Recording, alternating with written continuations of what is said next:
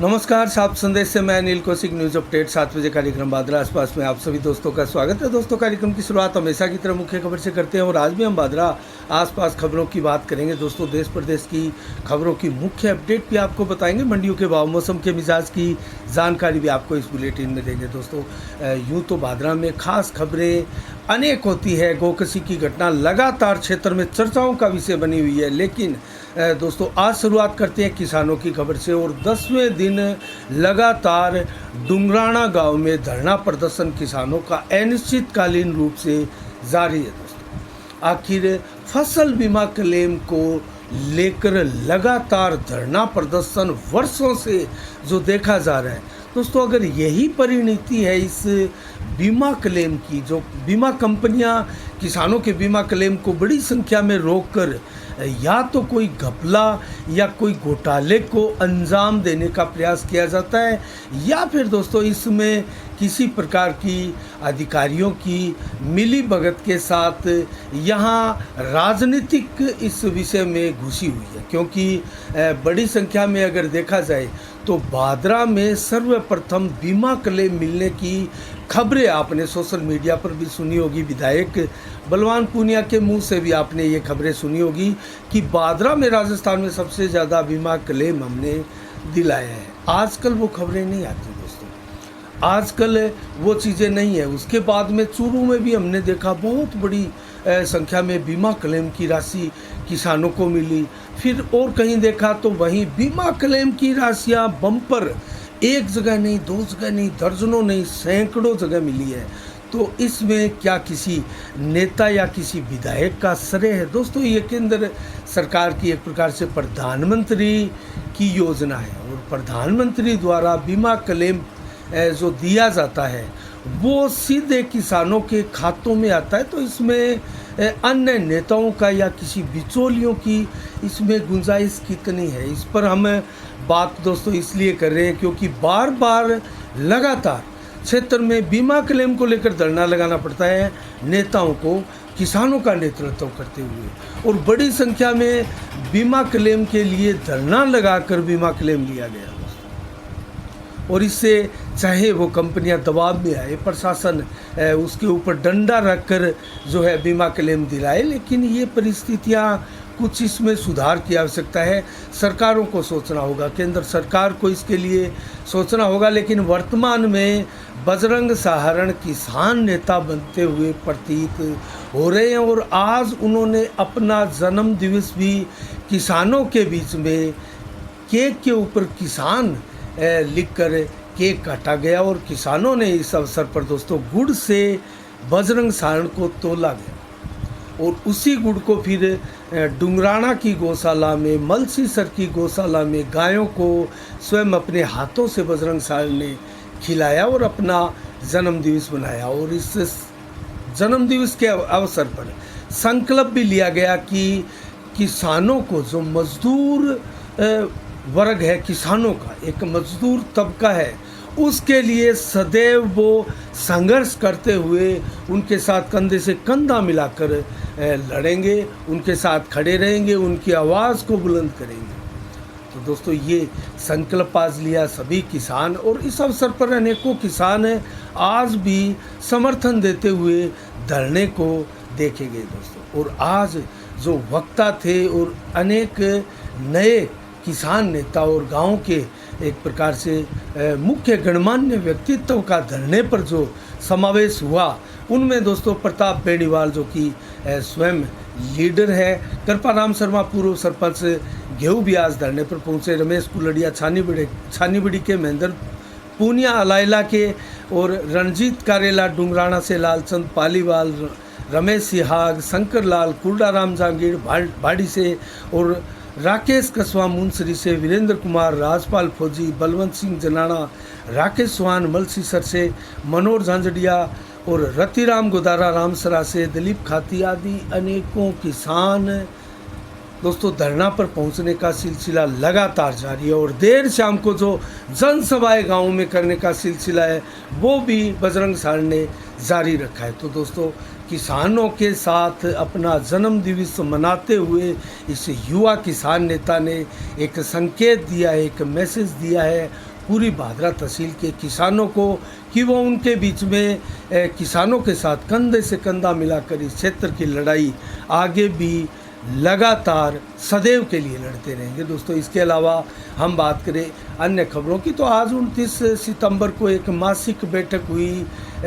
दोस्तों, मुख्य चिकित्सा खंड जो अधिकारी है मंजीत ढाका, उनकी अध्यक्षता में पीएचसी सेंटर डाबड़ी और भिरानी के लिए, और ये मासिक बैठक थी। दोस्तों, हर महीने इस प्रकार की बैठकों का आयोजन किया जाता है और इसकी मॉनिटरिंग जो जितनी योजनाएं हैं, चिरंजीवी योजना है, स्वास्थ्य बीमा आदि अनेकों योजनाएं हैं, और जो टारगेट्स होते हैं अधिकारियों के लिए, जो टारगेट पूरे नहीं होते उनको फिर दोस्तों टारगेट पूरा करने के लिए उनको प्रेरित किया जाता है और उनको चेतावनियाँ भी दी जाती है, और जो स्कीमें चलती है गवर्नमेंट की, उन स्कीमों की एक प्रकार से समीक्षा मॉनिटरिंग भी की जाती है। तो इस बैठक में दोस्तों बड़ी संख्या में चिकित्सकों के स्टाफ सहित आशा सहयोगियों ने भी भाग लिया और मंजीत ढाका ने जो है स्वास्थ्य से संबंधित बातें उनको इस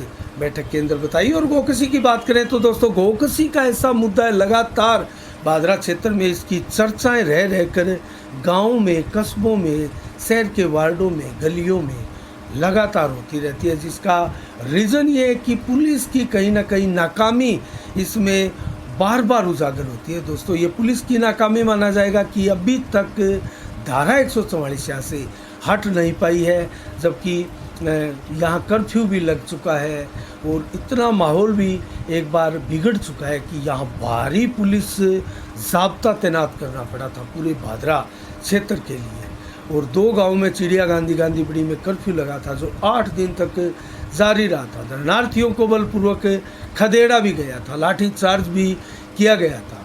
एसआईटी की टीम गठित की गई थी, उनकी जांच भी यहाँ हुआ, उनका सघन अनुसंधान भी यहाँ क्षेत्र में चला, पुलिस की तफ्तीश भी चली, आरोपियों के बयान भी दर्ज किए गए, लिखित बयान आज भी। कल जो प्रेस कॉन्फ्रेंस रवि बंसल राजपाल धायल ने की, उसके बयान आज सोशल मीडिया में वायरल हो रहे हैं।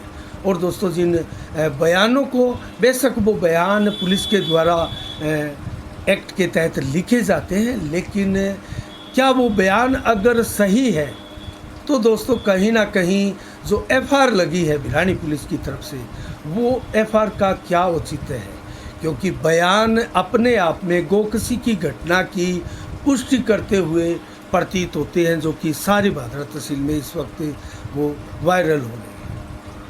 तो इसके ऊपर पुलिस को जवाब भी देना है और आने वाले समय में क्या होगा, हाईकोर्ट, जोधपुर हाईकोर्ट में जो याचिका लगी है उसकी सुनवाई 13 अक्टूबर को होगी और 13 अक्टूबर को एफएसएल रिपोर्ट के जो अधिकारी हैं दोस्तों उनको भी पेश होने के लिए बोला है, और तमाम पुलिस अधिकारी से जुड़े हुए जो है वो सभी नए दस्तावेज हाईकोर्ट में पेश होंगे। देखते हैं क्या इसमें कंडीशन आती है। और जो लगभग मैं आपको बताऊं, जो कल प्रेस कॉन्फ्रेंस में भी बताया गया था, जो पुलिस द्वारा कलेक्ट किए गए थे, ये राजपाल धायल का दावा है दोस्तों, पुलिस द्वारा जो जहां मौका वारदात से, जहां गोकसी की घटना की चर्चा हुई थी और घटना हुई थी, उसके आरोप लगे थे, वहाँ से पुलिस द्वारा जो सैंपल कलेक्ट किए गए थे उनमें 7 सैंपल अनिर्णित रहे। वो अनिर्णित क्यों रहे? क्या हाईकोर्ट इस बात को लेकर जांच अधिकारी एफएसएल रिपोर्ट के उनसे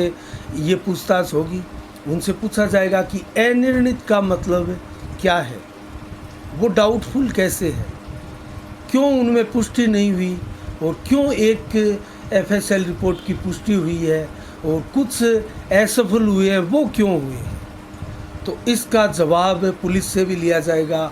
क्या आपने मौका वारदात पर जहां से सैंपल कलेक्ट किए वहां आपने अभी तक खुलासा नहीं किया कि वहां आखिर कौन कौन से पशुओं की बलि दी गई थी, काटा गया था, वहाँ क्या पाडा भी कटा था, क्या गाय का बच्ची को भी वहाँ काटा गया था, क्या बकरा भी वहाँ काटा गया था, क्या उनके अलग अलग सैंपल कहीं आपने 2 या 3 सैंपल अलग अलग तो नहीं ले लिए, जिनकी रिपोर्ट किसी की फैल और किसी की घटना की पुष्टि करती हुई और कोई अनिर्णित के रूप में आई है। तो क्या है इसमें तस्वीर, वो साफ पुलिस क्यों नहीं करना चाहती है? क्या हाईकोर्ट इस सारे प्रकरण के ऊपर से पर्दा उठाकर मामले में दूध का दूध पानी का पानी कर पाएगा? इसको लेकर क्षेत्र के लोगों को उम्मीदें हैं कि जल्द से जल्द इस मामले में दूध का दूध और पानी का पानी हो। दोस्तों, मुस्लिम वर्ग भी यही चाहता है, हिंदू वर्ग भी यही चाहता है कि मामले में खुलासा हो, दूध का दूध पानी का पानी हो। लेकिन हिंदू पक्ष की तरफ से ये मांग ज़रूर है कि सीबीआई जांच इसकी होनी चाहिए। तो सीबीआई जांच क्या इस प्रकरण को मिलेगी? हाईकोर्ट के फैसले के बाद कुछ पता लगेगा, स्थिति क्लियर होगी कि इसमें और जांच की आवश्यकता है या नहीं है, किन बिंदुओं को स्थानीय पुलिस द्वारा छोड़ दिया गया या फिर उन बिंदुओं पर गहराई के साथ जांच नहीं की गई। ये ज़रूर देखने वाली बात है। इसके अलावा दोस्तों, हम अब बात करेंगे भादरा क्षेत्र में रामलीलाओं का दौर जारी है। दोस्तों, आदर्श रामलीला कमेटी जो कि हाथीपुरा में चल रही है, उसमें आज भरत मिलाप का और राम केवट का बहुत सुंदर प्रसंग जो है वो आज दिखाया जाएगा। और जो रामलीला समिति सबसे बड़ी रामलीला है दोस्तों, उसमें आज बाली सुग्रीव का भयंकर युद्ध और खरदूषण का वध दिखाया जाएगा। तो इन रामलीलाओं का लगातार मंचन जारी है। पंचायत समिति के पास जो रामलीला आदर्श बाल रामलीला होती है, उसमें भी आज भरत मिलाप और राम केवट का प्रसंग दिखाया जाएगा। इसके अलावा अनेकों और भी वार्ड नंबर 18 में भी एक बड़ी अच्छी रामलीला होती है। और दोस्तों, वाल्मीकि समाज द्वारा भी वाल्मीकि जो मोहल्ला है दोस्तों, वाल्मीकि चौक के पास, वहाँ बहुत शानदार और अभिनय वाली रामलीला होती है। वो मैं इसलिए कह रहा हूँ क्योंकि कलाकारी अगर आपको देखनी है तो इन सच्चे कलाकारों के बीच में आप रामलीला देखने जाएं। बेशक उनकी भाषा, उनकी शैली कुछ अलग होती है, लेकिन कलाकारी इनमें कूट कूट कर भरी हुई है। तो दोस्तों, रामलीलाओं का दौर है और दुर्गा पूजा महोत्सव की धूम भी लुहारी वाला धर्मशाला में लगातार चल रही है। इसके अलावा अमरनाथ लंगर सेवा के भंडारे, जो बालाजी की यात्रा को सालासर जाने वाले यात्री है, उनकी सेवार्थ भंडारे लगाने का क्रम भी लगातार क्षेत्र में चल रहा है। और कल एक भंडारे का दोस्तों शुभारंभ हुआ नई गौशाला के सामने बालाजी लंगर सेवा भंडारे के रूप में, और कल एक भंडारे का फिर एक उद्घाटन होने जा रहा है, अमरनाथ लंगर सेवा समिति का भंडारा। और दोनों ही भंडारे अपनी 16वें वर्ष में है। पहले ये अमरनाथ लंगर सेवा भंडारे के रूप में थे, लेकिन उसके बाद में कुछ सदस्य टूटकर एक दूसरी संस्था बनाकर 2 जगह भंडारा लगाकर अब भक्तों की, यात्रियों की सेवाएं की जाती है। दोस्तों, इसमें कतई कोई बुराई नहीं है। जितने ज़्यादा भंडारे सेवार्थ लगेंगे, यात्रियों को उतनी सुरक्षा सुविधा जो है मुहैया होगी और लोगों का सेवा भाव का जो जज्बा है वो ज़्यादा जागृत होगा। तो दोस्तों, इन सभी भंडारों में भोजन, चाय, नाश्ते और गर्म दूध के अलावा विश्राम के लिए कंबल, रजाइयाँ और एक्यूप्रेशर की दवाइयों की आदि तमाम सुविधाएं उपलब्ध हैं।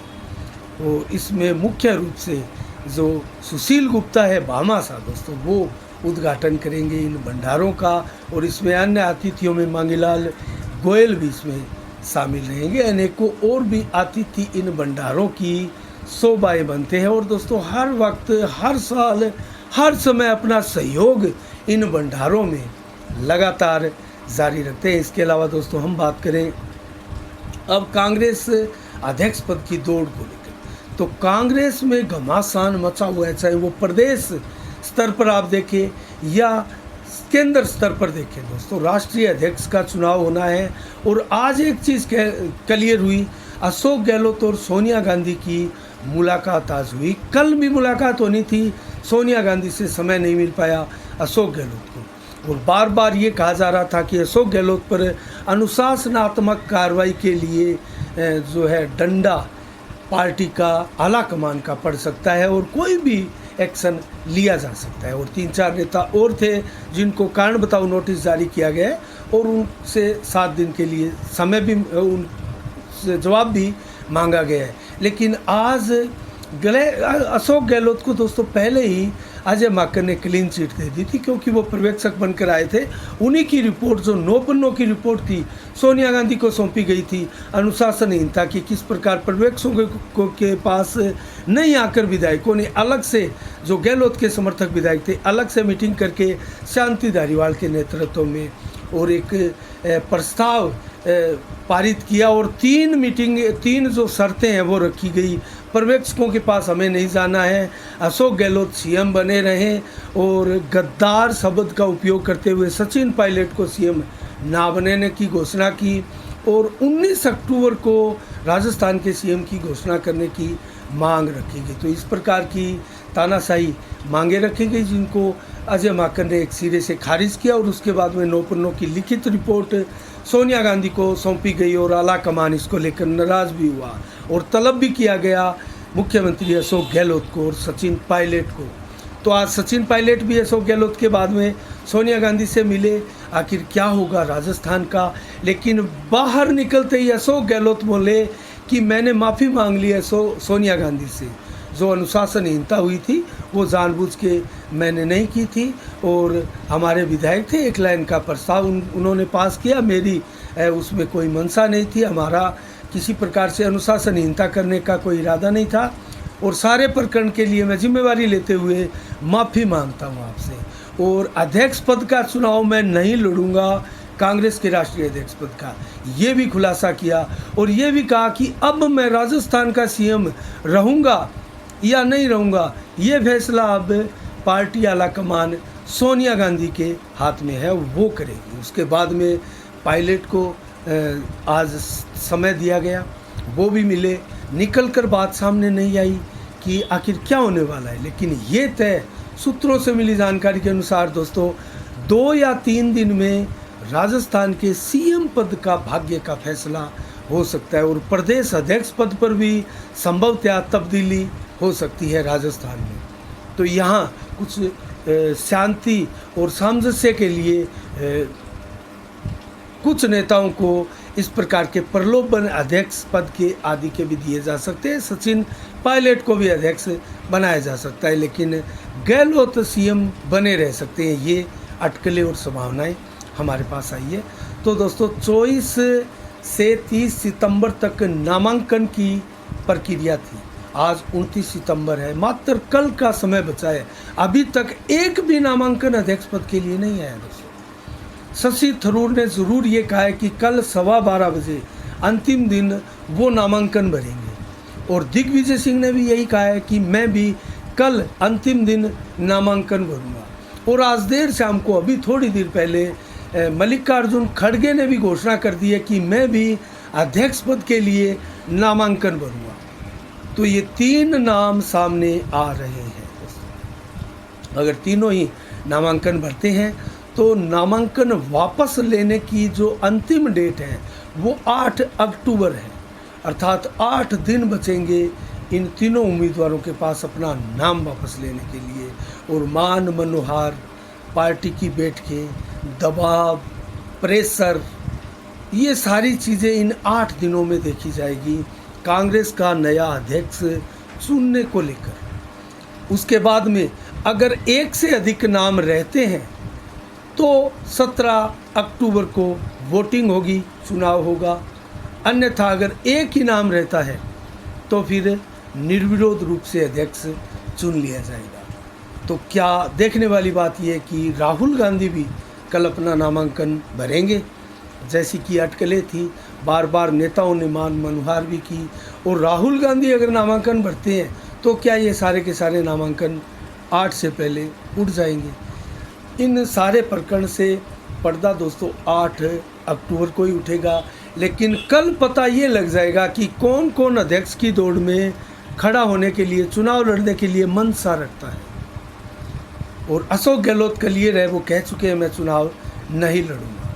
तो दोस्तों ये कांग्रेस का संकट है। अशोक गहलोत का एक और बयान आज चर्चा का विषय रहा। भाजपा ने उस बयान पर चुटकी ली और अशोक गहलोत ने कहा कि मेरा दुख कोई नहीं जानता, जबकि अशोक गहलोत ने पिछले 15-20 दिनों में जो आचरण, जो बयान दिए हैं, जो एक्टिविटी उनकी हुई है, जो मीडिया के सामने आकर खुलकर बोले हैं और जो बयान उनके निकल कर सामने आए हैं, उनसे उनकी मंशा और जो सीएम पद के लिए उनका मोह जो धृतराष्ट्र की तरह है, वो दोस्तों जग जाहिर है, पूरी दुनिया ये देख चुकी है। लेकिन अगर सचिन पायलट ये जरूर कहते, ये बयान देते कि मेरा दुख कोई नहीं जानता, तो ज़रूर इसमें कुछ भेद होता, रहस्य होता, क्योंकि उनका अभी तक कोई बयान किसी भी प्रकार से खुलकर सामने नहीं आ रहा है। तो अशोक गहलोत एक प्रकार से बौखलाए हुए से सीनियर लीडर दिखाई देते हैं कांग्रेस के, जो कि थोड़े दिन 2-3 दिन पहले कांग्रेस की अध्यक्ष की दौड़ में सबसे आगे थे, आज सबसे पीछे हैं और मुख्यमंत्री का पद भी खोते हुए दिखाई देते हैं।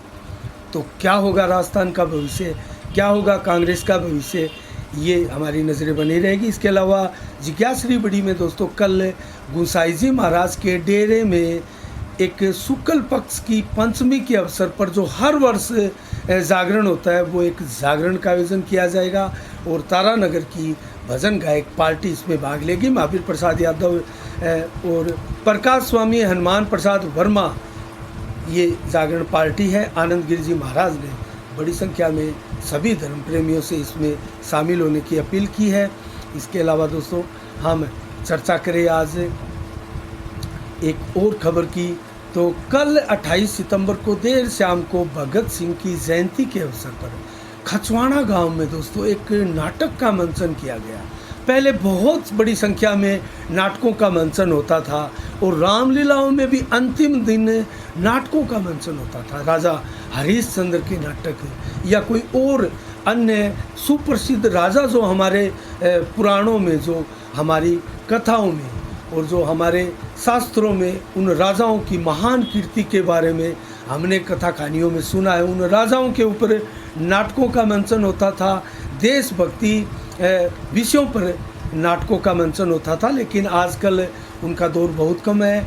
खचवाड़ा गांव में एक नाटक का मंचन किया गया भगत सिंह की जयंती पर। इसका उद्देश्य था समता, समानता और एक प्रकार से सामाजिक न्याय की स्थापना करना। दोस्तों ऊंच नीच, जाति धर्म की संकीर्णता को मिटाकर एक वैचारिक चेतना को जागृत करना लोगों के बीच में, इसका प्रमुख उद्देश्य और इसके मायने रहे हैं। और तथा एक प्रकार से दोस्तों इस आयोजन में जो पंजाब के कलाकारों ने भाग लेकर इस नाटक को, जो कि भगत सिंह से संबंधित उनकी फांसी और उनकी जेल की जो यात्रा थी, उनका जो समय, वो कष्टकारक समय जो बीता था, महान क्रांतिकारी का एक वो समय काल था, उसके ऊपर बहुत ही शानदार, दिल को छू लेने वाला चित्रण दोस्तों दिखाया गया।